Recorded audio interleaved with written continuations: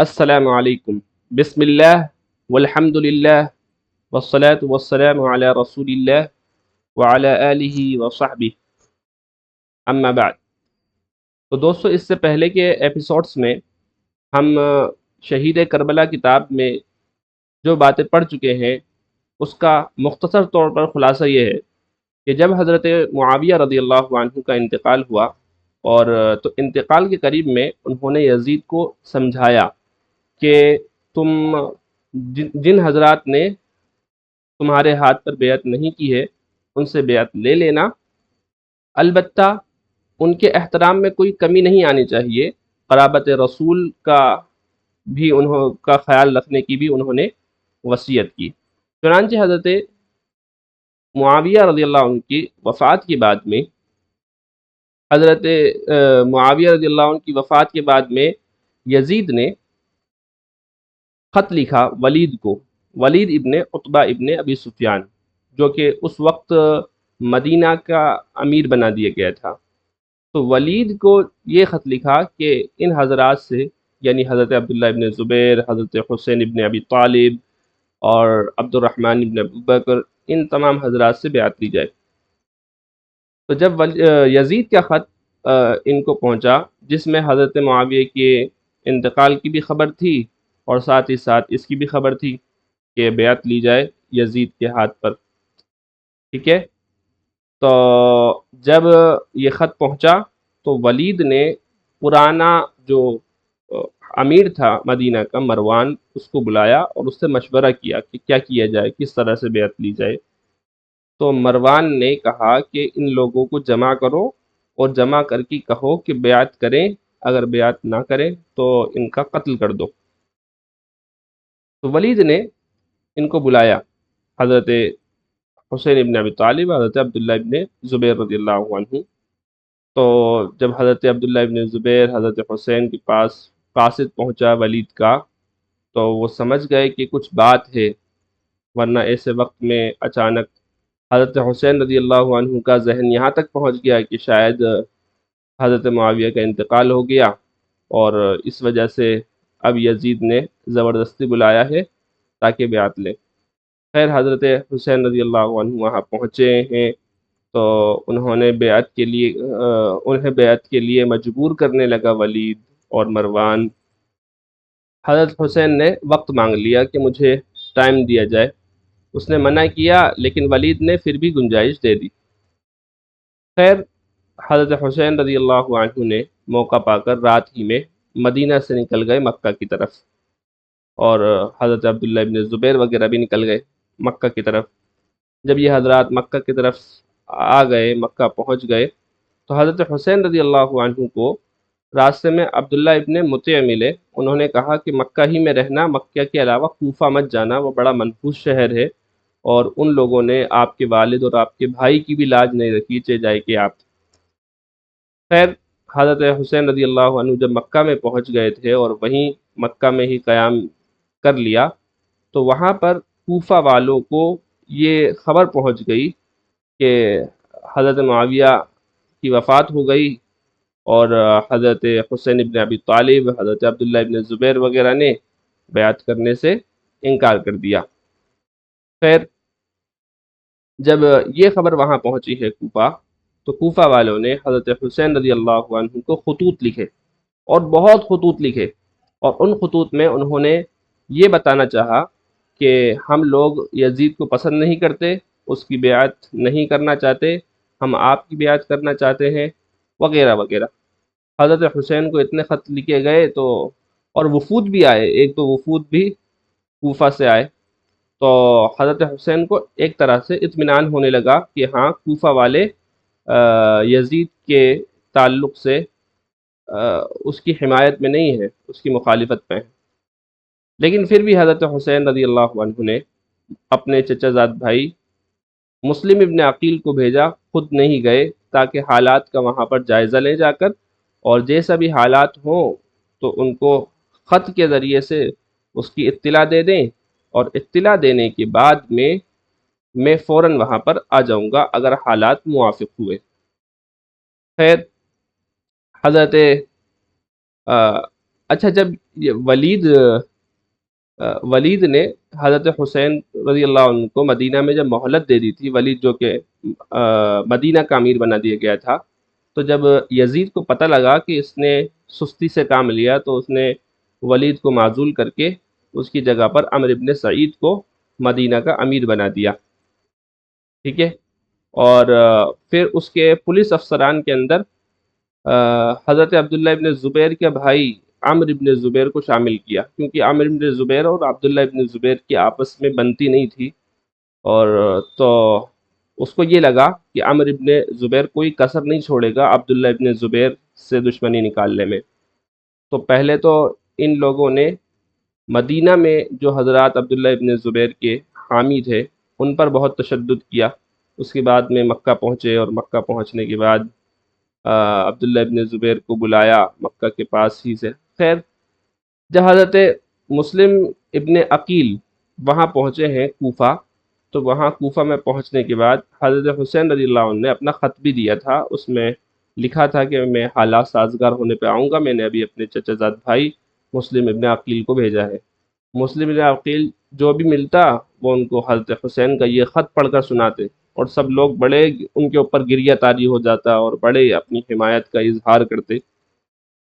مسلم ابن عقیل نے حضرت حسین رضی اللہ عنہ کے نام پر بیعت لینا شروع کر دی، اور تقریباً 18,000 لوگوں نے بیعت بھی کر لی۔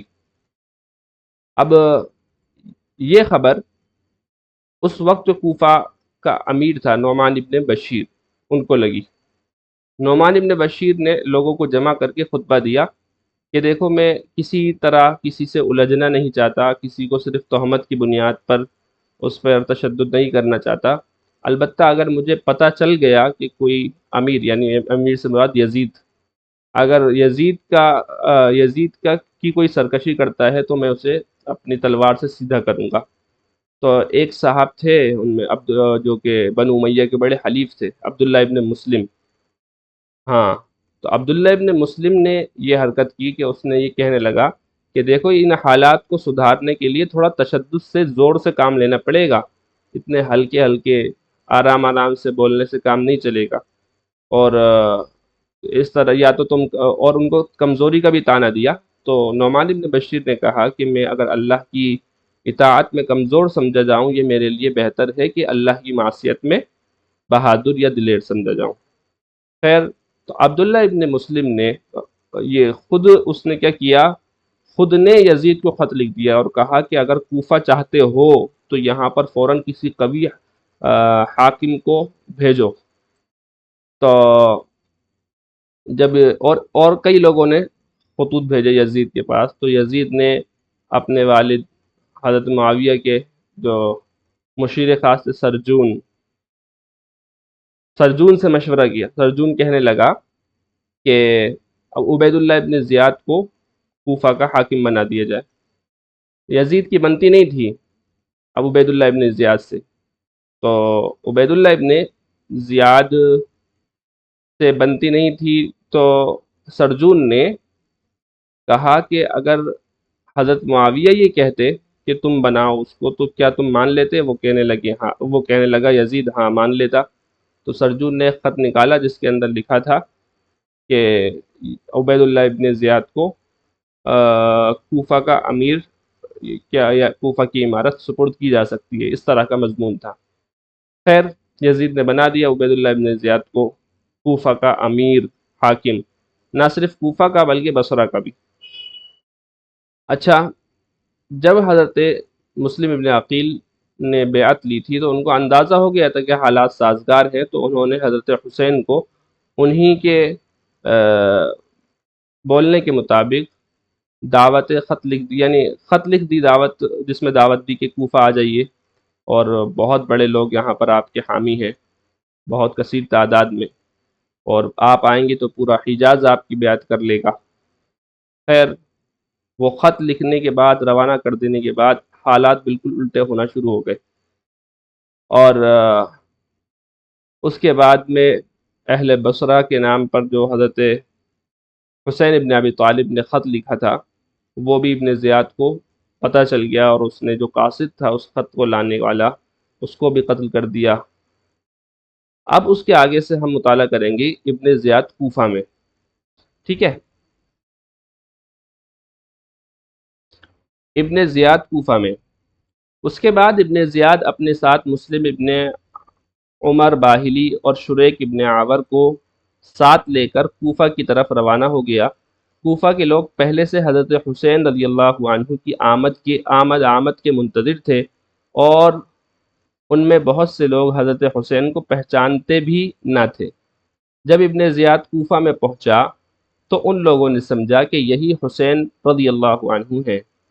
وہ جس مجلس سے گزرتا سب یہ کہہ کر اس کا استقبال کرتے کہ مرحباً بک یبن رسول اللہ، مرحباً بک یبن رسول اللہ۔ ابن زیاد یہ منظر خاموشی کے ساتھ دیکھ رہا تھا اور دل میں اڑتا تھا کہ کوفہ پر تو حضرت حسین رضی اللہ عنہ کا پورا تسلط ہو چکا ہے۔ اب پورے شہر کوفہ میں حضرت حسین رضی اللہ عنہ کے آنے کی خبر مشہور ہو گئی۔ لوگ جوق در جوق زیارت کے لیے آنے لگے۔ ادھر نعمان ابن بشیر والی کوفہ کو یہ خبر ملی تو باوجود یزید کا ملازم ہونے کے اہل بیت کا احترام دل میں رکھتے تھے، یعنی حضرت نعمان ابن بشیر اپنے گھر کا دروازہ بند کر کے بیٹھ گئے۔ ابن زیاد ان کے دروازے پر پہنچا۔ لوگوں کا ایک ہجوم اس کو حضرت حسین رضی اللہ عنہ سمجھ کر ساتھ تھا، جن کا شور و شغب اور ہنگامہ نعمان ابن بشیر نے اندر سے سنا تو وہیں سے آواز دی کہ جو امانت یعنی ولایت کوفہ میرے سپرد ہے وہ میں آپ کے حوالے نہ کروں گا، اس کے علاوہ میں آپ سے لڑنا نہیں چاہتا۔ ابن زیاد خاموشی کے ساتھ یہ سب مظاہرے اور والی کوفہ کا معاملہ دیکھ رہا ہے۔ اب اس نے دروازے کے قریب پہنچ کر نعمان کو آواز دی کہ دروازہ کھولو، میں ابن زیاد ہوں، یزید کی طرف سے مامور ہو کر آیا ہوں۔ اس وقت دروازہ کھولا گیا اور اندر جانے کے بعد پھر بند کر لیا گیا۔ کوفہ میں ابن زیاد کی پہلی تقریر۔ اگلے روز صبح ہی ابن زیاد نے اہل کوفہ کو جمع کر کے ایک تقریر کی جس میں کہا کہ امیر المؤمنین نے مجھے تمہارے شہر کا حاکم بنایا ہے اور یہ حکم دیا ہے کہ تم میں جو شخص مظلوم ہو اس کے ساتھ انصاف کیا جائے، اور جو اپنے حق سے محروم کر دیا گیا ہے اس کو اس کا حق دیا جائے، اور جو شخص اطاعت اور فرمانبرداری کرے اس کے ساتھ اچھا سلوک کیا جائے، اور جو سرکشی اور نافرمانی کرے یا جس کی حالت اس معاملے میں مشتبہ ہو اس پر تشدد کیا جائے۔ خوب سمجھ لو کہ میں امیر المؤمنین کا تابع فرمان رہ کر ان کے احکام کو ضرور نافذ کروں گا۔ میں نیک چلن لوگوں کے لیے مہربان باپ اور اطاعت کرنے والوں کے لیے حقیقی بھائی ہوں، اور میرا کوڑا اور میری تلوار صرف ان لوگوں کے لیے ہے جو میری اطاعت سے بغاوت کریں اور میرے احکام کی مخالفت کریں۔ اب آپ لوگ اپنی جانوں پر رحم کھائیں اور بغاوت سے باز آئیں۔ اس کے بعد شہر کے تمام عرفاء، نمائندوں اور لیڈروں کو خطاب کر کے حکم دیا کہ تمہارے شہر میں جتنے آدمی باہر کے پردیسی ٹھہرے ہوئے ہیں یا یزید کے مخالف ہیں ان سب کی تفصیلات فوراً میرے پاس پہنچا دو۔ جو شخص ایسے لوگوں کی رپورٹ ہمیں دے گا وہ بری سمجھا جائے گا، اور جو نہ دے گا وہ اپنے پورے حلقہ اثر کا ضامن و ذمہ دار ہوگا کہ اس میں کوئی شخص بھی ہماری مخالفت نہ کرے گا، اور جو ایسا نہ کرے گا اس سے ہمارا ذمہ بری ہے، ہم اس کو قتل کر دیں گے۔ اور جس شخص کے حلقہ اثر میں خلیفہ وقت یزید کا کوئی مخالف پایا جائے گا اس کو اسی کے دروازے پر سولی پر چڑھا دیا جائے گا اور اس کا حق نمائندگی سلب کر لیا جائے گا۔ مسلم ابن عقیل کے تاثرات۔ ادھر مسلم ابن عقیل جو مختار ابن ابی عبید کے گھر میں مقیم تھے اور حضرت حسین رضی اللہ عنہ کے لیے بیعت خلافت لے رہے تھے، ان کو جب ابن زیاد کی اس تقریر کا علم ہوا تو یہ خطرہ ہوا کہ اب ان کی مخبری کر دی جائے گی۔ اس لیے مختار کا گھر چھوڑ کر ہانی ابن عروہ مرادی کے مکان پر گئے۔ دروازے پر پہنچ کر ہانی ابن عروہ کو بلایا، وہ باہر آئے اور مسلم ابن عقیل کو اپنے دروازے پر دیکھ کر پریشان ہو گئے۔ مسلم نے کہا کہ میں تمہارے پاس پناہ لینے کے لیے آیا ہوں۔ ہانی ابن عروہ نے جواب دیا کہ آپ مجھ پر بڑی مصیبت ڈال رہے ہیں، اور اگر آپ میرے گھر کے اندر نہ آ گئے ہوتے تو میں یہی پسند کرتا کہ آپ لوٹ جائیں، مگر اب کہ آپ داخل ہو چکے ہیں میں اپنی ذمہ داری محسوس کرتا ہوں۔ اچھا آ جائیے مسلم ان کے مکان ان کے مکان میں روک اچھا آ جائیے مسلم ان کے مکان میں اچھا اچھا آ جائیے بولا، اور پھر مسلم ان کے مکان میں روپوش ہو گئے۔ کوفہ کے مسلمان ان کی خدمت میں خفیہ آتے جاتے رہے۔ مسلم کی گرفتاری کے لیے ابن زیاد کی چالاکی۔ ادھر ابن زیاد نے اپنے خاص دوست کو بلا کر 3000 درہم دیے اور اس کام پر مامور کیا کہ مسلم ابن عقیل کا پتہ لگائے۔ یہ شخص مسجد میں مسلم ابن اوسد اسجی کے پاس پہنچا، جن کے متعلق کچھ لوگوں سے سنا تھا کہ وہ مسلم ابن عقیل کے رازدار ہیں۔ وہ جب نماز سے فارغ ہوئے تو اس شخص نے علیحدہ لے جا کر ان سے کہا کہ میں شام کا باشندہ ہوں، اللہ تعالیٰ نے مجھ پر انعام فرمایا ہے کہ مجھے اہل بیت نبی کریم صلی اللہ علیہ وسلم کی محبت عطا فرمائی۔ یہ 3000 درہم میں اس لیے لایا ہوں کہ اس شخص کے لیے سپرد کر دوں جو حضرت حسین رضی اللہ عنہ کے لیے بیعت لے رہا ہے۔ مجھے لوگوں سے یہ پتہ چلا ہے کہ آپ کو اس شخص کا علم ہے، اس لیے یہ روپیہ آپ مجھ سے لے لیں اور مجھے وہاں پہنچا دیں، تاکہ میں بھی ان کے ہاتھ پر بیعت کر لوں، اور اگر آپ چاہیں تو مجھ سے آپ ہی ان کے لیے بیعت لے لیجئے۔ مسلم ابن اوسجہ نے کہا کہ مجھے آپ کی ملاقات سے خوشی ہوئی، آپ کی مراد انشاءاللہ پوری ہوگی، اور شاید اللہ تعالیٰ آپ کے ذریعے اہل بیت اطہار کی مدد فرمائے۔ اگر مجھے اس سے بڑا خطرہ ہو گیا کہ لوگوں میں میرا نام ابھی سے مشہور ہو گیا مجھے اس سے بڑا خطرہ ہو گیا کہ لوگوں میں میرا نام ابھی سے مشہور ہو گیا۔ بہرحال مسلم ابن اوسجہ نے اس شخص سے حلف اور عہد لیا کہ راز فاش نہ کرے گا۔ یہ شخص چند روز تک ان کے پاس انتظار میں آتا جاتا رہا کہ وہ اس کو مسلم ابن عقیل سے ملا دے۔ ابن زیاد ہانی ابن عروہ کے گھر میں۔ اتفاقاً ہانی ابن عروہ، جن کے گھر میں مسلم ابن عقیل روپوش تھے، بیمار ہو گئے۔ ابن زیاد بیمار کی خبر پا کر عیادت کے لیے ان کے گھر پہنچا۔ اس وقت عمارہ ابن عبد سلوہ نے ان سے کہا کہ یہ موقع غنیمت ہے، اس وقت دشمن ابن زیاد تمہارے قابو میں ہے، قتل کرا دو۔ اچھا، عمارہ ابن ابو عبد سلوہ نے ان سے کہا کہ یہ موقع غنیمت ہے، اس وقت دشمن یعنی ابن زیاد تمہارے قابو میں ہے، قتل کرا دو۔ ہانی ابن عروہ نے کہا کہ شرافت کے خلاف ہے کہ اس کو اپنے گھر میں قتل کروں، یہ موقع نکل گیا۔ مگر اتفاقاً ایسا ہی ایک اور موقع پیش آیا کہ شریک ابن آور، جو کہ ابن زیاد کے ساتھ کوفہ میں آیا تھا، مگر اہل بیت سے محبت رکھنے کے سبب ابن زیاد سے جدا ہو کر ہانی ابن عروہ کا مہمان اور ہمراز ہو گیا تھا۔ یہ بیمار پڑا تو پھر ابن زیاد نے خبر بھیجی کہ آج شام کو میں شریک ابن آور کی عیادت کے لیے آؤں گا۔ مسلم ابن عقیل کی انتہائی شرافت اور اتباع سنت۔ شریک ابن آور نے بھی اس موقع کو غنیمت جان کر مسلم ابن عقیل سے کہا کہ یہ فاجر آج شام کو میری عیادت کے لیے آنے والا ہے، جب یہ آ کر بیٹھے تو آپ یکے بارگی اس پر حملہ کر کے قتل کر دیں، پھر آپ مطمئن ہو کر قصر عمارت میں بیٹھیں۔ اگر میں تندرست ہو گیا تو بصرہ پہنچ کر وہاں کا انتظام میں آپ کے حق میں درست کر دوں گا۔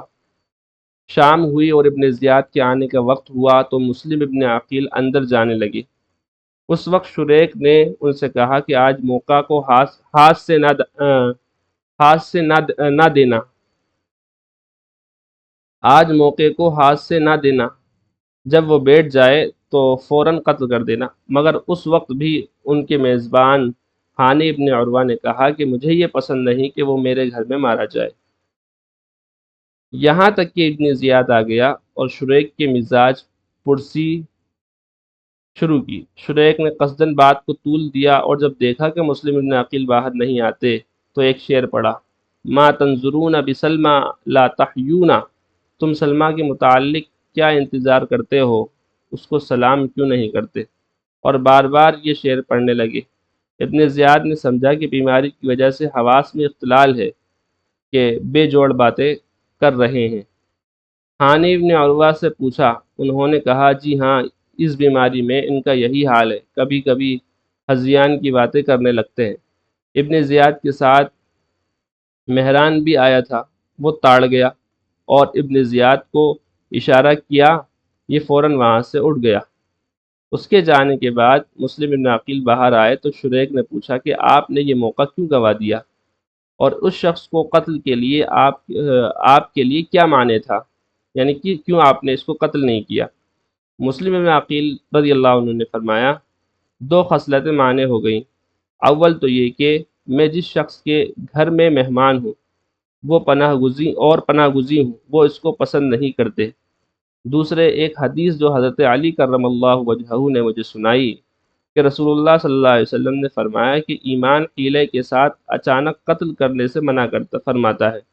کسی مومن کو جائز نہیں کہ مومن کو حیلہ کر کے اچانک قتل کرے۔ اہل حق اور اہل باطل میں فرق۔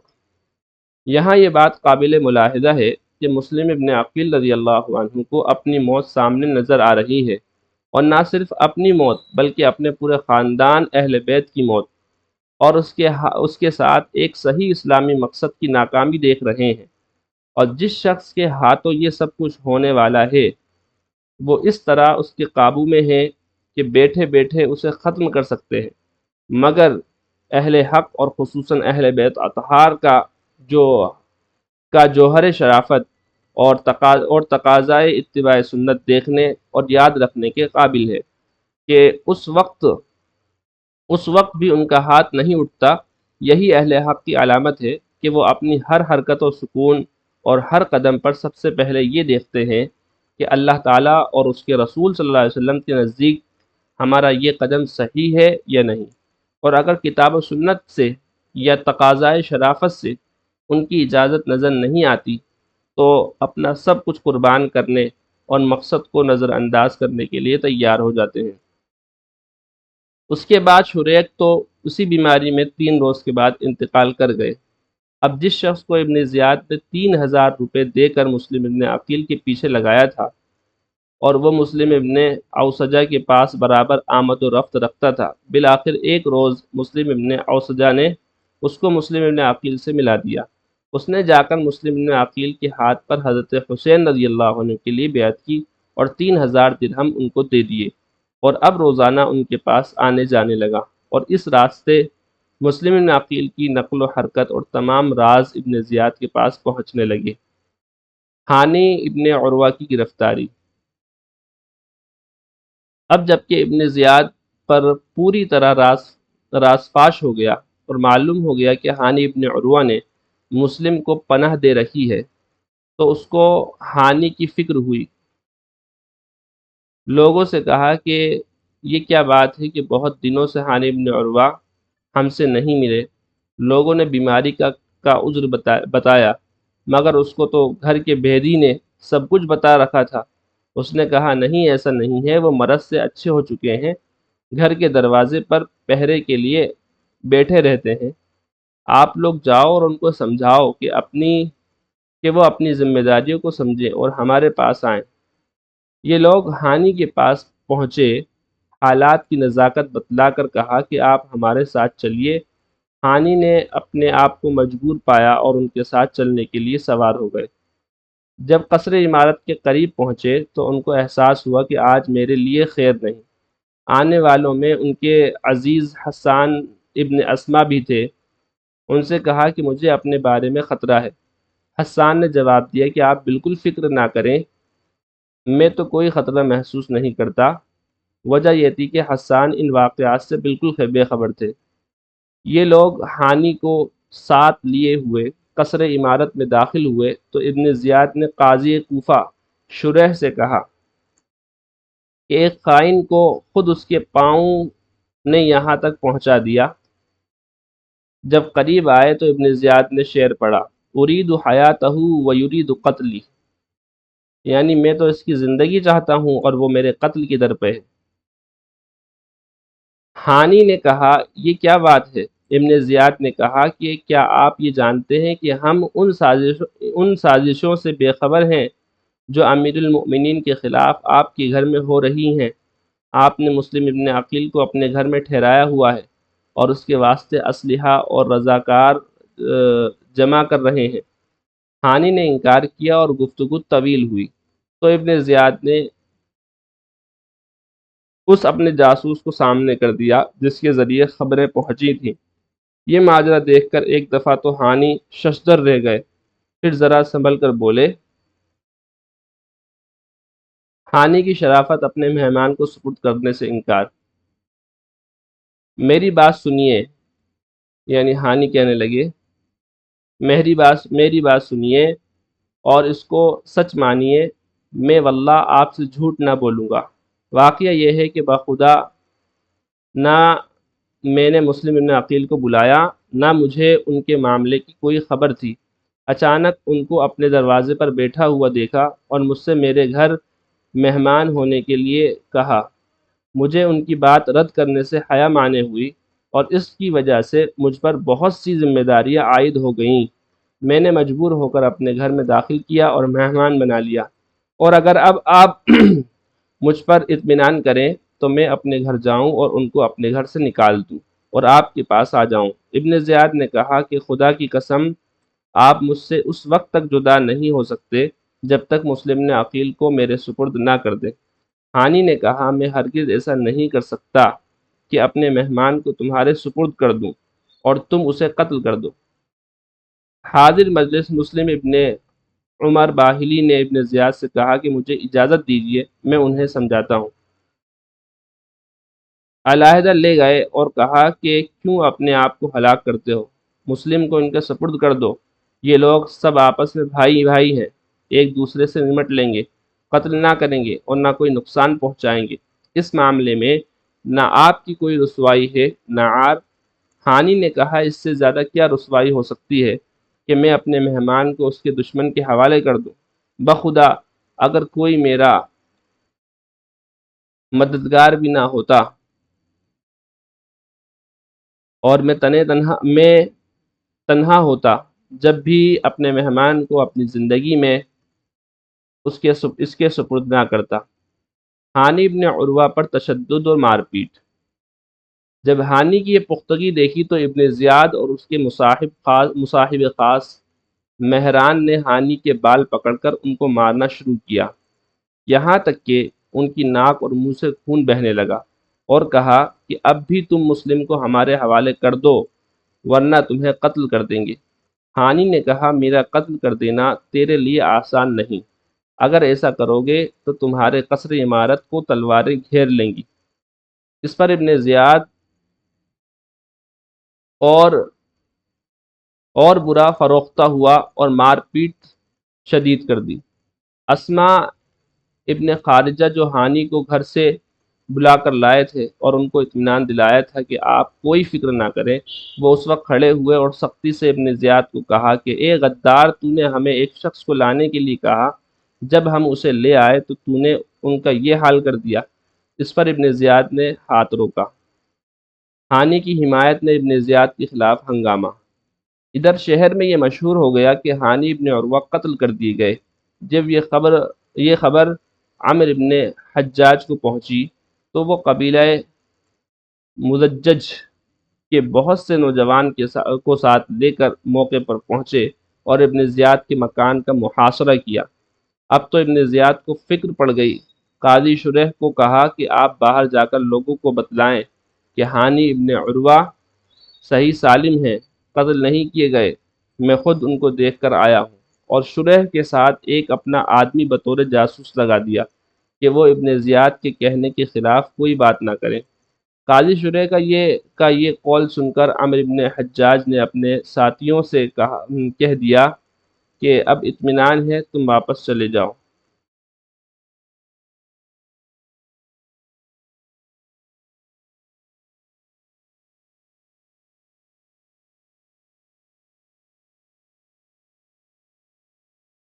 ہانی ابن عروہ کے متعلق شہادت کی خبر اور اس کے خلاف قبیلہ مزجج کے ہنگامے اور ابن زیاد کے قصر کے محاصرے کی اطلاع جب مسلم ابن عقیل کو ملی تو وہ بھی مقابلے کے لیے تیار ہو کر نکلے، اور جن 18,000 مسلمانوں نے ان کے ہاتھ پر بیعت کی تھی ان کو جمع کیا۔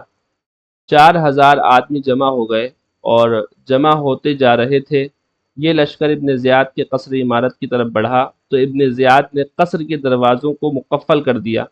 مسلم اور ان کے ساتھ رضی اللہ عنہ اور ان کے ساتھیوں نے قصر کا محاصرہ کر لیا۔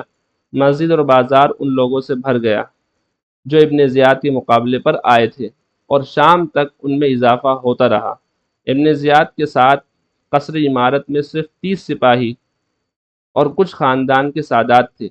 ابن زیاد نے ان لوگوں میں سے چند ایسے لوگوں کو منتخب کیا جن کا اثر و رسوخ ان قبائل پر تھا جو مسلم ابن عقیل کے ساتھ محاصرہ کیے ہوئے تھے۔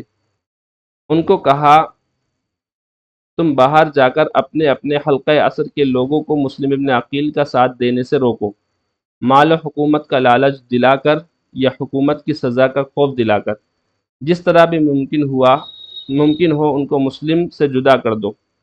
ادھر سادات تو شیعہ کو حکم دیا کہ تم لوگ قصر کی چھت پر چڑھ کر لوگوں کو اس بغاوت سے روکو اور اسی خوف و طمع کے ذریعے ان کو محاصرے سے واپس جانے کی تلقین کرو۔ محاصرہ کرنے والوں کا فرار اور مسلم ابن عقیل کی بے کسی۔ جب لوگوں نے اپنے سادات شیعہ کی زبانی یہ باتیں سنی تو متفرق ہونا شروع ہو گئے۔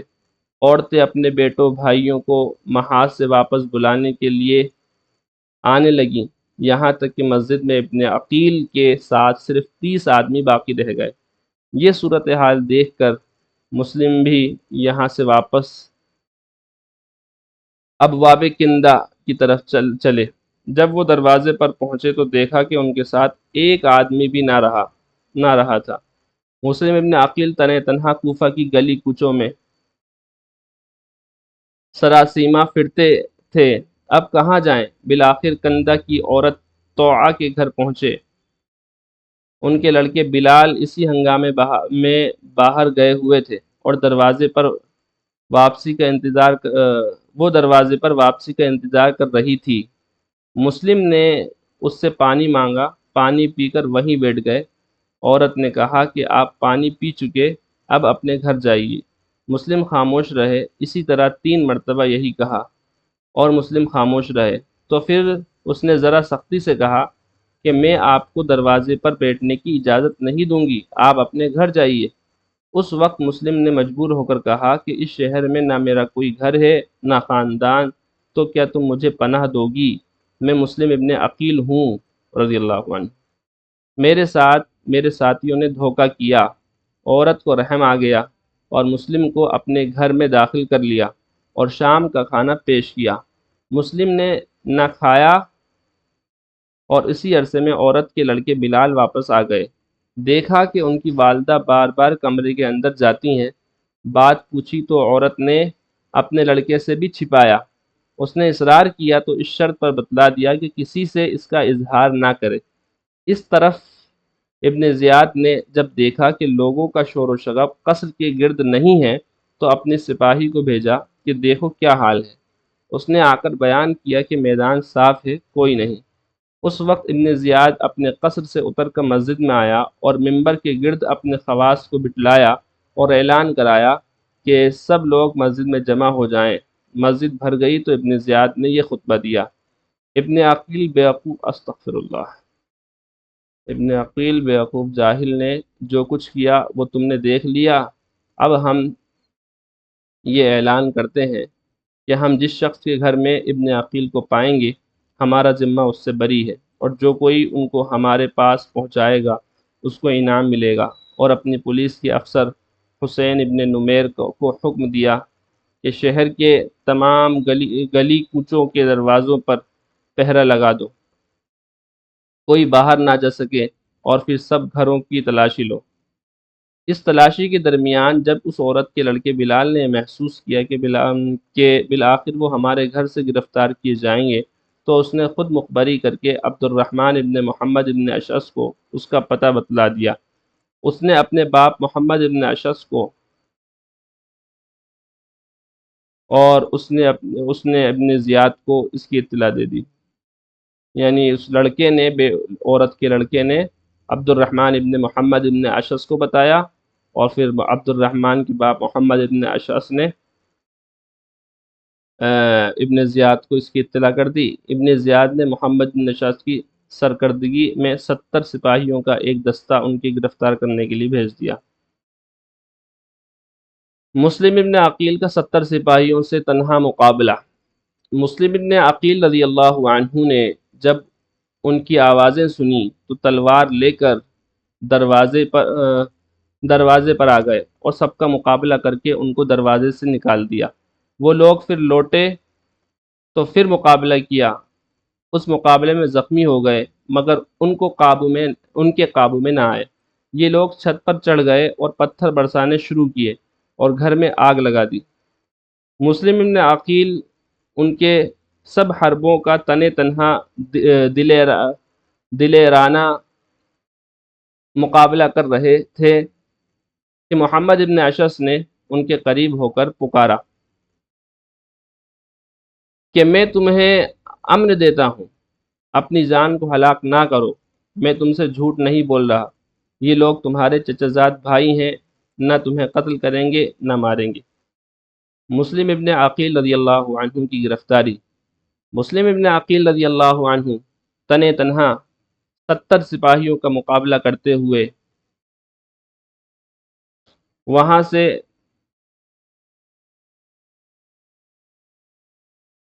تھکن سے چور ہو کر پتہ نہیں کیا لکھا ہے میٹا ہو کر تھک چکے تھے، ایک دیوار سے کمر لگا کر بیٹھ گئے۔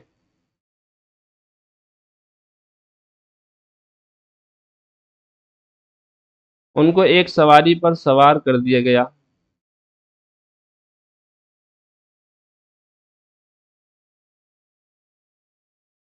اور ہتھیار ان سے لے لیے گئے۔ ہتھیار لینے کے وقت ابن عقیل نے کہا کہ یہ پہلی عہد شکنی ہے کہ امن لینے کے بعد ہتھیار چھینے جا رہے ہیں۔ محمد ابن اشعث نے کہا کہ نہیں، آپ کوئی فکر نہ کریں، آپ کے ساتھ کوئی ناگوار معاملہ نہ کیا جائے گا۔ ابن عقیل نے فرمایا رضی اللہ عنہ، یہ سب محض باتیں ہیں، اور اس وقت ابن عقیل کی آنکھوں سے آنسو جاری ہو گئے۔ اے اللہ، کیا منظر ہوگا یار۔ محمد ابن اشعث کے ساتھیوں میں عمرو ابن عبید بھی تھا، جو ان کو امان دینے کا مخالف تھا۔ اس نے کہا کہ اے مسلم، جو شخص ایسا اقدام کرے جو آپ نے کیا، جب پکڑ لیا جائے تو اس کو روکنے کا حق نہیں۔ مسلم ابن عقیل کی حضرت حسین رضی اللہ عنہ کو کوفہ آنے سے روکنے کی وصیت۔ ابن عقیل رضی اللہ عنہ نے فرمایا کہ میں اپنی جان کے لیے نہیں روتا، بلکہ میں حسین اور آل حسین کی جانوں کے لیے رو رہا ہوں، جو میری تحریر پر عنقریب کوفہ پہنچنے والے ہیں، اور تمہارے ہاتھوں اسی بلا میں گرفتار ہوں گے جس میں گرفتار ہوں۔ اس کے بعد محمد ابن اشعث نے کہا کہ تم نے مجھے امان دیا۔ اس کے بعد محمد ابن اشعث سے کہا کہ تم نے مجھے امان دیا، اور میرا گمان یہ ہے کہ تم اپنے اس امان سے عاجز ہو جاؤ گے، لوگ تمہاری بات نہ مانیں گے اور مجھے قتل کریں گے، تو اب کم از کم تم میری ایک بات مان لو، وہ یہ ہے کہ ایک آدمی حضرت حسین کے پاس فوراً روانہ کر دو، جو ان کو میرے حال کی اطلاع کرے، یہ کہہ دے کہ آپ راستے ہی سے اپنے اہل بیت کو لے کر لوٹ جائیں، کوفہ والوں کے خطوط سے دھوکہ نہ کھائیں، یہ وہی لوگ ہیں جن کی بے وفائی سے گھبرا کر آپ کے والد اپنی موت کی تمنا کیا کرتے تھے۔ محمد ابن اشعث نے حلف کے ساتھ اس کا وعدہ کیا کہ میں ایسا کروں گا۔ محمد ابن اشعث نے وعدے کے مطابق حضرت حسین کو روکنے کے لیے آدمی بھیجا۔ اس کے ساتھ ہی محمد ابن اشعث نے اپنا وعدہ پورا کیا، ایک آدمی کو خط دے کر حضرت حسین رضی اللہ عنہ کی طرف بھیج دیا۔ حضرت حسین اس وقت مقام زیالہ تک پہنچ چکے تھے۔ محمد ابن اشعث کے قاصد نے یہاں پہنچ کر خط دیا۔ خط پڑھ کر حضرت حسین نے فرمایا، کل ما قد نازل عند اللہ نحتسب انفسنا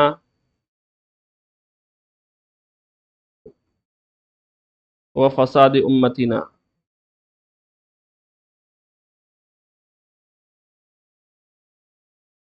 جو چیز ہو چکی ہے وہ ہو کر رہے گی، ہم صرف اللہ تعالیٰ ہی سے اپنی جانوں کا ثواب چاہتے ہیں اور امت کے فساد کی فریاد کرتے ہیں۔ کل ما قدرا،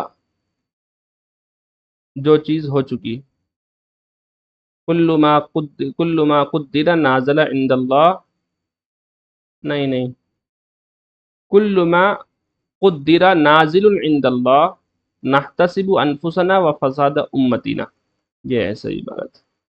خیر، یعنی جو چیز ہو چکی ہے وہ ہو کر رہے گی، ہم صرف اللہ تعالیٰ ہی سے اپنی جانوں کا ثواب چاہتے ہیں اور امت کے فساد کی فریاد کرتے ہیں۔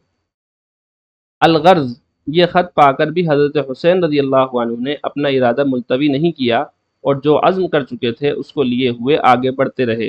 ادھر محمد ابن اشعث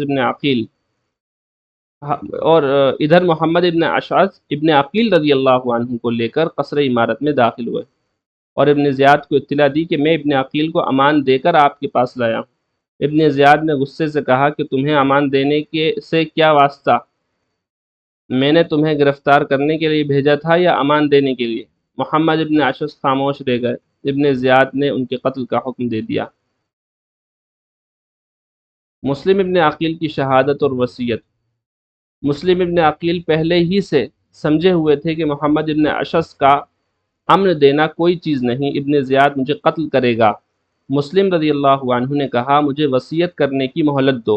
ابن زیاد نے مہلت دے دی تو انہوں نے عمر ابن سعد سے کہا کہ میرے اور آپ کے درمیان قرابت ہے اور میں اس قرابت کا واسطہ دے کر کہتا ہوں کہ مجھے تم سے ایک کام ہے جو راز ہے، میں تنہائی میں بتلا سکتا ہوں۔ عمر ابن سعد نے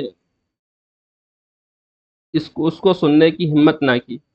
ابن زیاد نے کہا کہ کچھ مذائقہ نہیں، تم سن لو۔ ان کو علیحدہ کر کے مسلم ابن عقیل نے کہا کہ کام یہ ہے کہ میرے ذمے 700 درہم قرض ہے۔ اے اللہ، کیا لوگ تھے! میرے ذمے 700 درہم قرض ہے جو میں نے کوفہ کے فلاں آدمی سے لیے تھے، وہ میری طرف سے ادا کر دو۔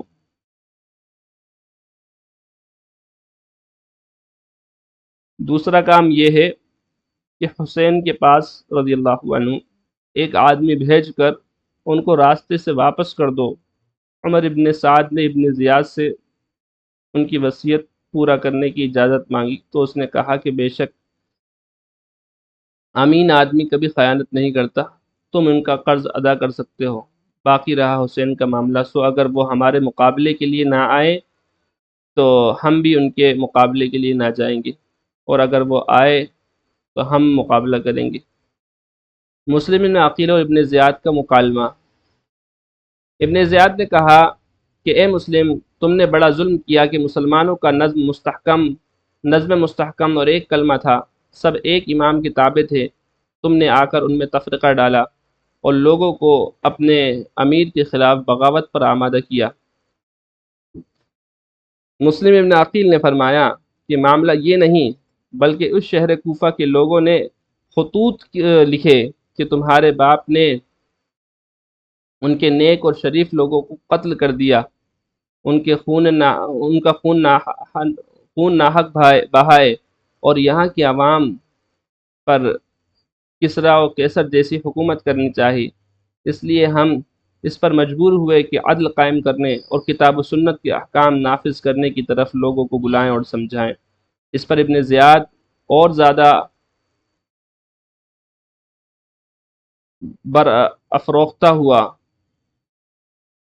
برافروختہ ہو کر مسلم ابن عقیل کو برا بھلا کہنے لگا۔ مسلم خاموش ہو گئے۔ ابن زیاد نے حکم دیا، ان کو قصر عمارت کے اوپر کی منزل پر لے جاؤ اور سر کاٹ کر نیچے پھینک دو۔ مسلم ابن عقیل اوپر لے جائے گئے۔ وہ تسبیح اور استغفار پڑھتے ہوئے اوپر پہنچے اور ابن زیاد کے حکم کے موافق ان کو شہید کر کے نیچے ڈال دیا گیا۔ انا للہ و انا الیہ راجعون۔ مسلم ابن عقیل کو قتل کرنے کے بعد حانی ابن عروہ کی قتل کرنے کا فیصلہ کیا۔ ان کو بازار میں لے جا کر قتل کر دیا گیا۔ ابن زیاد نے ان دونوں کے سر کاٹ کر یزید کے پاس بھیج دیے۔ یزید نے شکریہ کا خط لکھا اور ساتھ ہی یہ بھی لکھا کہ مجھے یہ خبر ملی ہے کہ حسین رضی اللہ عنہ عراق کے قریب پہنچ گئے ہیں، اس لیے جاسوس اور خفیہ رپورٹر پورے شہر میں پھیلا دو، اور جس پر ذرا بھی حسین کی تائید کا شبہ ہو اس کو قید کر لو، مگر سوا اس شخص کے جو تم سے مقاتلہ کرے کسی کو قتل نہ کرو۔ حضرت حسین رضی اللہ عنہ کا عزم کوفہ۔ حضرت حسین رضی اللہ عنہ کے پاس اہل کوفہ کے 150 خطوط اور بہت سے وفود پہلے پہنچ چکے تھے۔ پھر مسلم ابن عقیل نے یہاں کے 18,000 مسلمانوں کی بیعت کی خبر کے ساتھ ان کو کوفہ کے لیے دعوت دی تھی، تو حضرت حسین نے کوفہ کا عزم کر لیا۔ جب یہ خبر لوگوں میں مشہور ہوئی تو بجز عبداللہ ابن زبیر کے اور کسی نے ان کو کوفہ جانے کا مشورہ نہیں دیا، بلکہ بہت سے حضرات حضرت حسین رضی اللہ عنہ کی خدمت میں حاضر ہوئے اور یہ مشورہ دیا کہ آپ کوفہ ہرگز نہ جائیں۔ اہل عراق و کوفہ کے وعدوں بیعتوں پر بھروسہ نہ کریں، وہاں جانے میں آپ کے لیے بڑا خطرہ ہے۔ عمر ابن عبد الرحمن کا مشورہ۔ عمر ابن عبد الرحمن رضی اللہ عنہ حاضر ہوئے اور عرض کیا کہ آپ ایسے شہر میں جا رہے ہیں جہاں یزید کے حکام و امراء موجود ہیں، ان کے پاس بیت المال ہے اور لوگ عام طور پر درہم و دینار کے پرستار ہیں۔ مجھے خطرہ ہے کہ کہیں وہی لوگ آپ کے مقابلے پر نہ آ جائیں جنہوں نے آپ سے وعدے کیے اور بلایا، اور جن کے قلوب میں بلا شبہ آپ زیادہ محبوب ہیں بنسبت ان لوگوں کے جن کے ساتھ ہو کر وہ آپ سے مقابلہ کریں۔ حضرت حسین رضی اللہ عنہ نے شکریہ کے ساتھ ان کی نصیحت کو سنا اور فرمایا کہ میں آپ کی رائے اور مشورے کا خیال رکھوں گا۔ حضرت عبداللہ ابن عباس کا مشورہ۔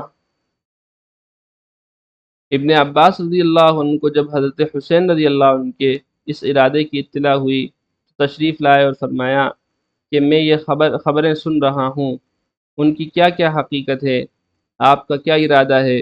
حضرت حسین رضی اللہ عنہ نے فرمایا، ہاں میں ارادہ کر چکا ہوں اور آج کل میں جانے والا ہوں انشاءاللہ تعالی۔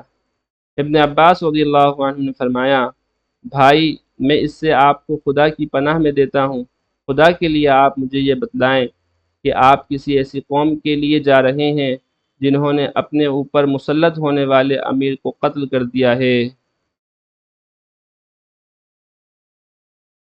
اور وہ لوگ اپنے شہر پر قابض ہو چکے ہیں اور اپنے دشمن کو نکال چکے ہیں، تو بے شک آپ کو ان کے بلانے پر فوراً چلا جانا چاہیے۔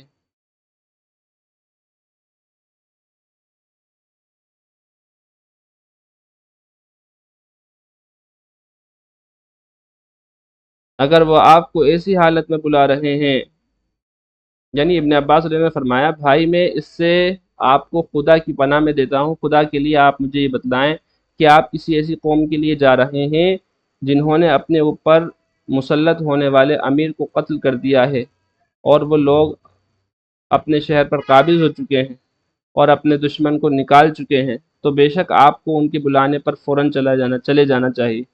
اگر وہ آپ کو ایسی حالت میں بلا رہے ہیں جبکہ ان کے سروں پر ان کا امیر قائم و موجود ہے اور وہ اس سے مغلوب و متاثر ہیں، اور ان کے حکام زمینوں کا مالیہ وصول کرتے ہیں، تو ان کی یہ دعوت آپ کو ایک سخت جنگ و مقابلے کی دعوت ہے، اور مجھے یہ بھی خطرہ ہے کہ یہی لوگ آپ کو دھوکہ دیں اور مخالفت و مقابلے پر آمادہ ہو جائیں۔ حضرت حسین رضی اللہ عنہ نے اس کے جواب میں فرمایا، اچھا میں اللہ تعالیٰ سے استخارہ کرتا ہوں، پھر جو کچھ سمجھ میں آئے گا عمل کروں گا۔ ابن عباس رضی اللہ عنہ کا دوبارہ تشریف لانا۔ دوسرے روز ابن عباس رضی اللہ عنہ پھر تشریف لائے اور فرمایا کہ میرے بھائی، میں صبر کرنا چاہتا ہوں مگر صبر نہیں آتا۔ مجھے آپ کے اس اقدام سے آپ کی اور آپ کے اہل بیت کی ہلاکت کا شدید خطرہ ہے۔ اہل عراق عہد شکن بے وفا لوگ ہیں، آپ ان کے پاس نہ جائیے، آپ اسی شہر مکہ میں اقامت کریں۔ آپ اہل حجاز کے مسلم رہنما اور سردار ہیں، اور اگر اہل عراق آپ سے مزید تقاضا کریں تو آپ ان کو یہ لکھیں کہ پہلے اپنے امیر و حکام کو اپنے شہر سے نکال دو، پھر مجھے بلاؤ تو میں آ جاؤں گا۔ اور اگر آپ کو یہاں سے جانا ہی ہے تو آپ یمن چلے جائیں کہ وہاں بہت سے محفوظ قلعے اور پہاڑیاں ہیں اور طویل و عریض خطہ ہے، وہاں آپ کے والد کے متبعین بھی بکثرت ہیں۔ اس طرح آپ لوگوں کے ہنگاموں سے جدا رہ کر بذریعہ خطوط خود حق کی اشاعت و حمایت بعافیت کر سکیں گے۔ حضرت حسین رضی اللہ عنہ نے فرمایا کہ ابن عباس، میں جانتا ہوں کہ آپ ناصح مشفق ہیں، مگر میں اب عزم کر چکا ہوں، اس کو فسخ کرنے کے لیے طبیعت آمادہ نہیں ہوتی۔ ابن عباس رضی اللہ عنہ نے فرمایا کہ میرے بھائی، اگر آپ جانتے ہی کر چکے ہیں تو خدا کے لیے اپنی عورتوں اور بچوں کو ساتھ نہ لے جائیے۔ مجھے خوف ہے کہ کہیں آپ اسی طرح اپنی عورتوں بچوں کے سامنے قتل کیے جائیں جس طرح حضرت عثمان رضی اللہ عنہ قتل کیے گئے۔ حضرت حسین رضی اللہ عنہ کی کوفہ کے لیے روانگی۔ حضرت حسین رضی اللہ عنہ اپنے نزدیک ایک دینی ضرورت سمجھ کر خدا کے لیے عزم کر چکے تھے۔ مشورہ دینے والوں نے ان کو خطرات سے آگاہ کیا، مگر مقصد کی اہمیت نے ان کو خطرات کا مقابلہ کرنے کے لیے مجبور کر دیا، اور ذی الحجہ سن 60 ہجری کی تیسری یا 8ویں تاریخ کو آپ مکہ سے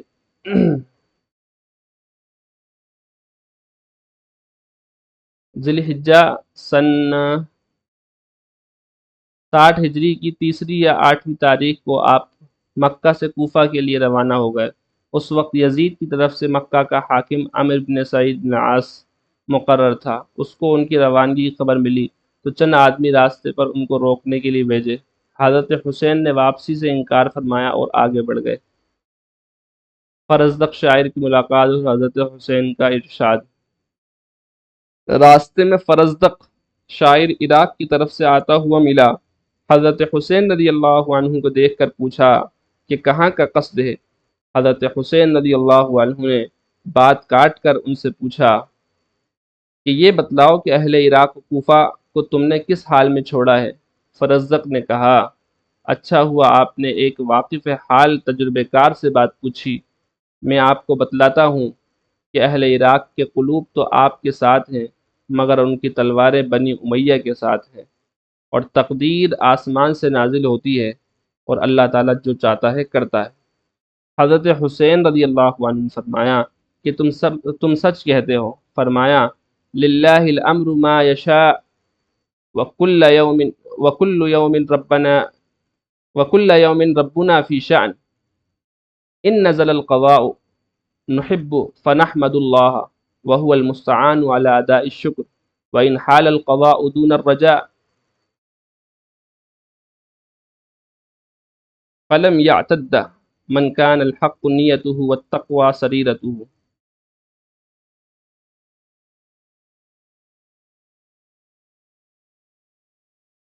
اللہ ہی کے ہاتھ میں تمام کام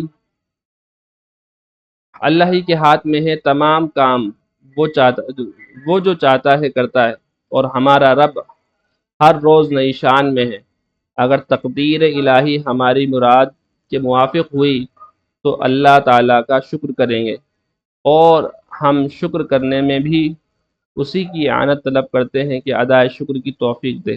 اور اگر تقدیر الہی ہماری مراد میں حائل ہو گئی تو وہ شخص خطا پر نہیں جس کی نیت حق کی حمایت ہو اور جس کے دل میں خوف خدا ہو۔ عبداللہ ابن جعفر کا خط، واپسی کا مشورہ۔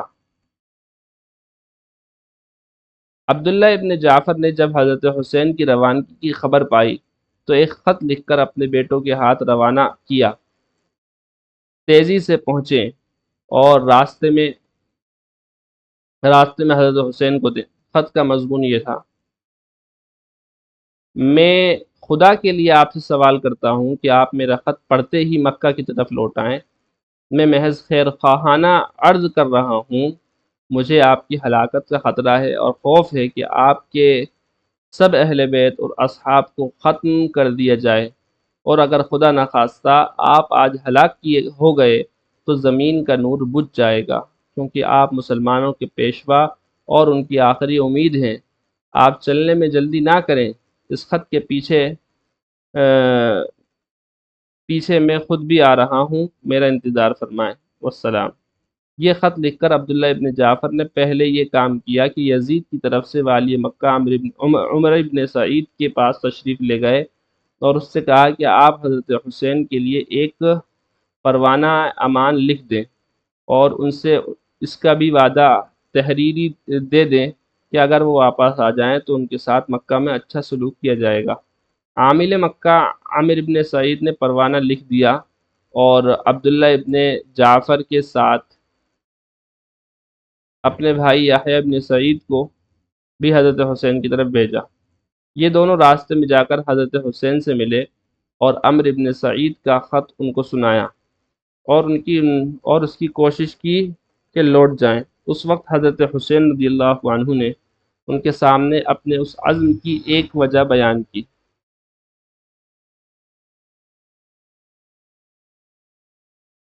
حضرت حسین رضی اللہ عنہ کا خواب اور ان کے عزم مصمم کی ایک وجہ کہ میں نے رسول اللہ صلی اللہ علیہ وسلم کو خواب میں دیکھا ہے اور مجھے آپ کی طرف سے ایک حکم دیا گیا ہے۔ میں اس حکم کی بجا آوری کے لیے جا رہا ہوں، خواہ مجھ پر کچھ بھی گزر جائے۔ انہوں نے پوچھا کہ وہ خواب کیا ہے؟ فرمایا کہ آج تک میں نے وہ خواب کسی کو بیان کیا ہے نہ کروں گا، یہاں تک کہ میں اپنے پروردگار سے جا ملوں۔ اچھا۔ بالآخر حضرت حسین رضی اللہ عنہ کو اپنی جان اور اولاد کے خطرات اور سب حضرات کے خیرخواہانہ مشورے نے بھی ان کے عزم مصمم میں کوئی کمزوری پیدا نہ کی اور وہ کوفہ کے لیے روانہ ہو گئے۔ ابن زیاد حاکم کوفہ کی طرف سے حسین رضی اللہ عنہ کے مقابلے کی تیاری۔ ابن زیاد جو کوفہ پر اسی لیے حاکم مقرر کیا گیا تھا کہ وہ حضرت حسین کے مقابلے میں سخت سمجھا گیا، اس کو جب حضرت حسین کی روانگی کی اطلاع ملی تو اس نے اپنے پولیس کے افسر حسین ابن نمیر کو آگے بھیجا کہ قادسیہ پہنچ کر مقابلے کی تیاری کرے۔ حضرت حسین رضی اللہ عنہ جب مقام حاجر پر پہنچے تو اہل کوفہ کے نام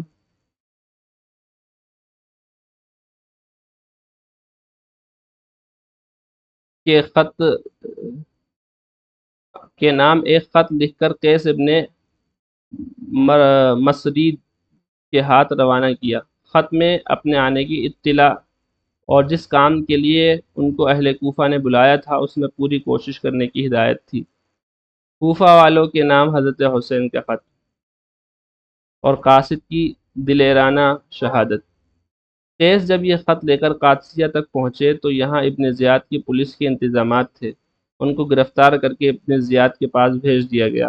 ابن زیاد نے ان کو حکم دیا کہ قصر عمارت کی چھت پر چڑھ کر معاذ اللہ حضرت حسین رضی اللہ عنہ پر سب و شتم اور لعن طعن کریں۔ استغفر اللہ۔ قیس چھت پر چڑھ گئے اور اللہ تعالیٰ کی حمد و ثنا کے بعد بآواز بلند کہا کہ اے اہل کوفہ، حسین ابن علی حضرت رسول کریم صلی اللہ علیہ وسلم کی صاحبزادی فاطمہ رضی اللہ عنہا کے صاحبزادے اور اس وقت خلق اللہ میں سب سے بہتر ہیں، میں تمہاری طرف ان کا بھیجا ہوا قاصد ہوں، وہ مقام حاجر تک پہنچ چکے ہیں، تم ان کا استقبال کرو۔ اس کے بعد ابن زیاد کو برا بھلا کہا اور حضرت علی رضی اللہ عنہ کے لیے دعائے مغفرت کی۔ ابن زیاد ان کی دلیری اور جانبازی پر حیران رہ گیا، حکم دیا کہ ان کو قصر کی بلندی سے نیچے پھینک دیا جائے۔ ظالموں نے اس کے حکم کی تعمیل کی، قیس نیچے گر کر ٹکڑے ٹکڑے ہو گئے۔ راہ میں عبداللہ ابن مطیع سے ملاقات اور ان کا واپسی کے لیے اصرار۔ حضرت حسین رضی اللہ عنہ کوفہ کی طرف بڑھ رہے تھے اور راستے میں ایک پڑاؤ پر اچانک عبداللہ ابن مطیع سے ملاقات ہو گئی۔ حضرت حسین کو دیکھ کر کھڑے ہو گئے اور عرض کیا، میرے ماں باپ آپ پر قربان ہوں، آپ کہاں جا رہے ہیں اور کیا مقصد ہے؟ حضرت حسین رضی اللہ عنہ نے اپنا ارادہ بتلایا۔ عبداللہ ابن مطیع رضی اللہ عنہ نے الحاح و زاری سے عرض کیا، اے ابن رسول اللہ، میں تمہیں اللہ کا اور عزت اسلام کا واسطہ دے کر کہتا ہوں کہ آپ اس ارادے سے رک جائیں۔ میں آپ کو اللہ کی قسم دیتا ہوں اور حرمت قریش اور حرمت عرب کا واسطہ دیتا ہوں کہ اگر آپ بنو امیہ سے ان کے اقتدار کو لینا چاہیں گے تو وہ آپ کو قتل کر دیں گے، اور اگر خدا نخواستہ انہوں نے آپ کو قتل کر ڈالا تو پھر دنیا میں کوئی ایسا نہ رہے گا جس سے ان کو کوئی خوف ہو۔ بخدا آپ کی بقا کے ساتھ اسلام کی اور قریش کی اور پورے عرب کی حرمت و عزت وابستہ ہے۔ آپ ایسا ہرگز نہ کریں اور کوفہ نہ جائیں، اپنی جان کو بنی امیہ کے حوالے نہ کریں۔ مگر حضرت حسین رضی اللہ عنہ نے اپنا ارادہ ملتوی نہ کیا اور کوفہ کی طرف روانہ ہو گئے۔ مسلم بن عقیل کے قتل کی خبر پا کر حضرت حسین کے ساتھیوں کا مشورہ۔ جیسا کہ اوپر ذکر ہو چکا ہے کہ مسلم بن عقیل نے محمد بن اشعث سے یہ عہد لیا تھا کہ ان کے حالات کی اطلاع حضرت حسین کو پہنچا کر ان کو راستے سے واپس کرا دیں، اور محمد بن اشعث نے وعدے کے مطابق آدمی بھیج کر اس کی اطلاع کرائی۔ یہ خط اور پھر ان کے قتل کی اطلاع دوسرے ذرائع سے حضرت حسین کو مقام ثعلبیہ میں پہنچ کر ملی۔ یہ خبر سن کر حضرت حسین کے بعض ساتھیوں نے بھی ان سے باصرار عرض کیا کہ خدا کے لیے آپ اب یہیں سے لوٹ جائیں، کیونکہ کوفہ میں آپ کا کوئی ساتھی اور مددگار نہیں، بلکہ ہمیں قوی اندیشہ ہے کہ کوفہ کی یہی لوگ جنہوں نے دعوت دی تھی آپ کے مقابلے پر آ جائے۔ مسلم ابن عقیل کے عزیزوں کا جوش انتقام۔ مگر یہ بات سن کر بنو عقیل سب کھڑے ہو گئے اور کہنے لگے کہ واللہ ہم مسلم ابن عقیل کا قصاص لیں گے یا انہی کی طرح اپنی جان دے دیں گے۔ حضرت حسین رضی اللہ عنہ نے بھی اب یہ تو سمجھ چکے تھے کہ کوفہ میں ان کے لیے بھی حضرت حسین رضی اللہ عنہ بھی اب یہ تو سمجھ چکے تھے کہ ان کے لیے کوفہ میں کوئی گنجائش نہیں، اور نہ اس دینی مقصد کا اب کوئی امکان ہے جس کے لیے یہ آہنی عزم لے کر چلے تھے۔ لیکن بنو عقیل کے اس اصرار اور مسلم ابن عقیل کے تازہ صدمے سے متاثر ہو کر فرمایا کہ اب ان کے بعد زندگی میں کوئی خیر نہیں، اور ساتھیوں میں سے بعض نے یہ بھی کہا کہ آپ مسلم ابن عقیل نہیں، آپ کی شان کچھ اور ہے۔ ہمیں امید ہے کہ جب اہل کوفہ آپ کو دیکھیں گے تو آپ کے ساتھ ہو جائیں گے، یہاں تک کہ پھر آگے بڑھنا طے کر کے سفر کیا اور مقام زیالہ پہنچ کر پڑاؤ ڈالا۔ راستے میں جس مقام پر حضرت حسین رضی اللہ عنہ کا گزر ہوتا اور ان کا قصد معلوم ہوتا تھا، ہر مقام پر کچھ لوگ ان کے ساتھ ہو جاتے تھے۔ یہاں بھی کچھ لوگ ساتھ ہو لیے۔ مقام زیالہ پر پہنچ کر یہ خبر ملی کہ آپ کے رضائی بھائی عبداللہ ابن لقیط، جن کو راستے میں مسلم بن عقیل کی طرف بھیجا گیا تھا، وہ بھی قتل کر دیے گئے۔ حضرت حسین کی طرف سے اپنے ساتھیوں کو واپسی کی اجازت۔ یہ خبریں پانے کے بعد حضرت حسین رضی اللہ عنہ نے اپنے ساتھیوں کو جمع کر کے فرمایا، اہل کوفہ نے ہمیں دھوکہ دیا اور ہمارے متبعین ہم سے پھر گئے۔ اب جس کا جی چاہے وہ واپس ہو جائے، میں کسی کی ذمہ داری اپنے سر لینا نہیں چاہتا۔ اس اعلان کے ساتھ راستے سے ساتھ ہونے والے بدوی لوگ سب دائیں بائیں چل دیے، اور اب حضرت حسین کے ساتھ صرف وہی لوگ رہ گئے جو مکہ سے ان کے ساتھ آئے تھے۔ یہاں سے روانہ ہو کر مقام عقبہ پر پہنچے تو ایک عرب ملے اور کہا کہ میں آپ کو خدا کی قسم دیتا ہوں کہ آپ لوٹ جائیں، آپ نیزوں، بھالوں اور تلواروں کی طرف جا رہے ہیں۔ جن لوگوں نے آپ کو بلایا ہے اگر وہ خود اپنے دشمنوں سے نمٹتے اور ان کو اپنے شہر سے نکال کر آپ کو بلاتے تو وہاں جانا ایک صحیح رائے ہوتی، لیکن اس حال میں کسی طرح آپ کا جانا مناسب نہیں۔ حضرت حسین رضی اللہ عنہ نے فرمایا کہ تم جو کہہ رہے ہو مجھ پر بھی پوشیدہ نہیں، لیکن تقدیر الہی پر کوئی غالب نہیں آ سکتا۔ ابن زیاد کی طرف سے حر ابن یزید 1000 لشکر لے کر پہنچ گئے۔ حضرت حسین اور ان کے ساتھی چل رہے تھے کہ دوپہر کے وقت دور سے کچھ چیزیں حرکت کرتی نظر آئی۔ غور کرنے پر معلوم ہوا گھوڑے سوار فوج ہے۔ یہ دیکھ کر حضرت حسین اور ان کے ساتھیوں نے ایک پہاڑی کے قریب پہنچ کر محاذ جنگ بنایا۔ یہ حضرات محاذ کی تیاری میں مصروف ہی تھے کہ 1000 گھوڑے سوار فوج حر ابن یزید کی قیادت میں مقابلے پر آئی اور ان کے مقابلے پر آ کر پڑاؤ ڈال دیا۔ حضرت حسین رضی اللہ عنہ نے اپنے اصحاب سے فرمایا کہ سب لوگ خوب پانی پی کر اور گھوڑوں کو پلا کر سیراب ہو جاؤ۔ حر ابن یزید اور حسین ابن نمیر نے 1000 سواروں کی فوج دے کر قادسیہ سے بھیجا تھا۔ حر ابن یزید کو حسین ابن نمیر نے 1000 سواروں کی فوج دے کر قادسیہ سے بھیجا تھا۔ یہ اور اس کا لشکر آ کر حضرت حسین کے مقابل ٹھہر گئے، یہاں تک کہ ظہر کی نماز کا وقت آ گیا۔ دشمن کی فوج نے بھی حضرت حسین کے پیچھے نماز ادا کی۔ حضرت حسین رضی اللہ عنہ نے اپنے مؤذن کو اذان دینے کا حکم دیا۔ سب نماز کے لیے جمع ہو گئے۔ حضرت حسین رضی اللہ عنہ نے فریق مقابل کو سنانے کے لیے ایک تقریر فرمائی جس میں حمد و ثنا کی بات فرمائی۔ اے لوگو، میں اللہ تعالیٰ کے سامنے اور تمہارے سامنے یہ عذر رکھتا ہوں کہ میں نے اس وقت تک یہاں آنے کا ارادہ نہیں کیا جب تک تمہارے بے شمار خطوط اور وفود میرے پاس نہیں پہنچے، جن میں بیان کیا گیا تھا کہ اس وقت تک ہمارا کوئی امام امیر نہیں۔ آپ آ جائیں تو امید ہے کہ اللہ تعالیٰ آپ کو ہماری ہدایت کا ذریعہ بنا دے۔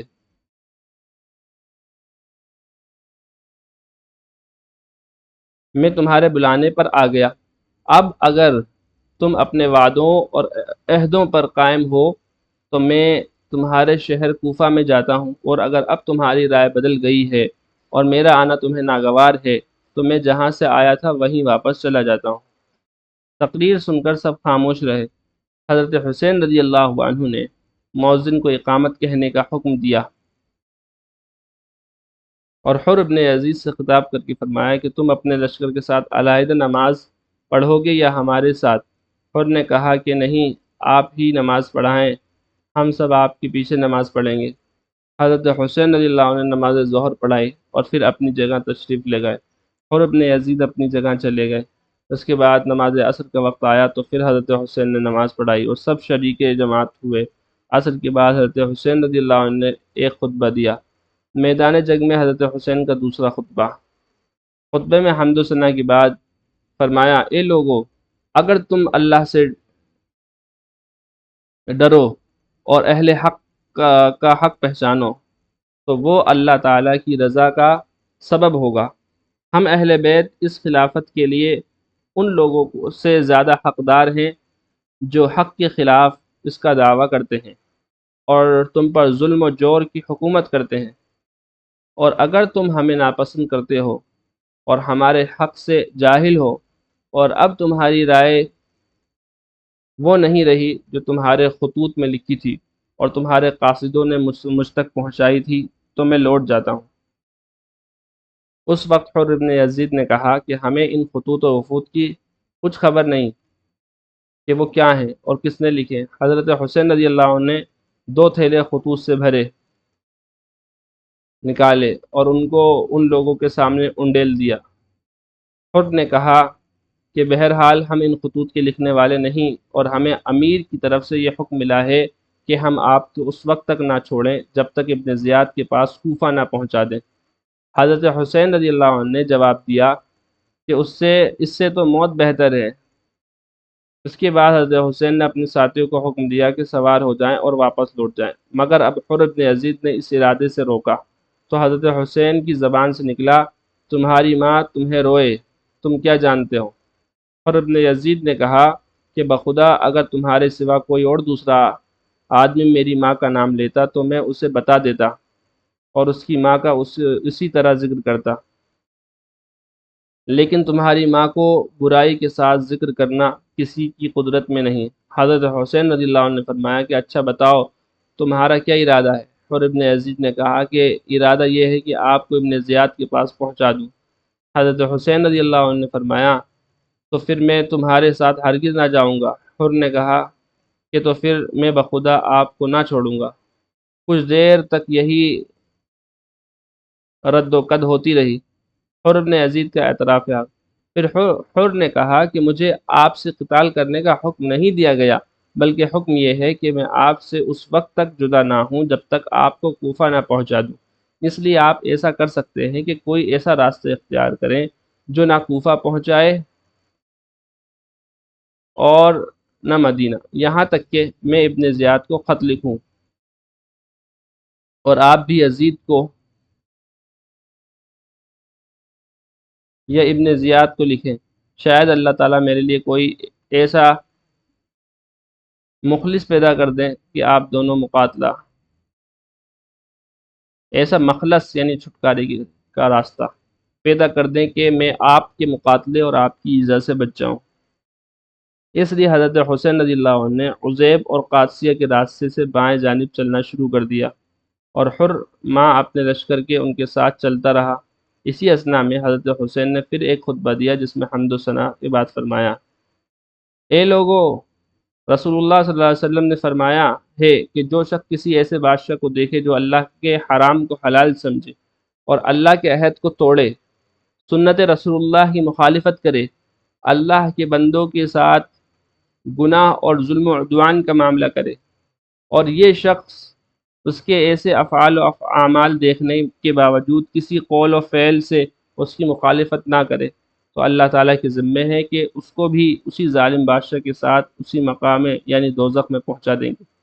اور آپ کو یہ بھی معلوم ہے کہ یزید اور اس کے عمرا و حکام نے شیطان کی پیروی کو اختیار کر رکھا ہے اور رحمان کی اطاعت کو چھوڑ بیٹھے ہیں اور زمین میں فساد پھیلا دیا، حدود الہیہ کو معطل کر دیا، اسلامی بیت المال کو اپنی ملک سمجھ لیا، اللہ کے حرام کو حلال کر ڈالا اور حلال کو حرام ٹھہرا دیا، اور میں دوسروں سے زیادہ حقدار ہوں، اور میرے پاس تمہارے خطوط اور وفود تمہاری بیعت کا پیغام لے کر پہنچے ہیں، اور یہ کہ تم میرا ساتھ نہ چھوڑو گے اور میری جان کو اپنی جانوں کے برابر سمجھو گے۔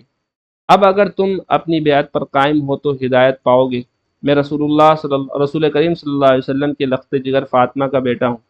میری جان آپ لوگوں کی جانوں کے ساتھ اور میرے اہل عیال آپ لوگوں کے اہل عیال کے ساتھ، تم لوگوں کو میرا اتباع کرنا چاہیے، اور اگر تم ایسا نہیں کرتے بلکہ میری بیعت کو توڑتے ہو اور میرے عہد سے پھر جاتے ہو تو وہ تم لوگوں سے کچھ بعید نہیں۔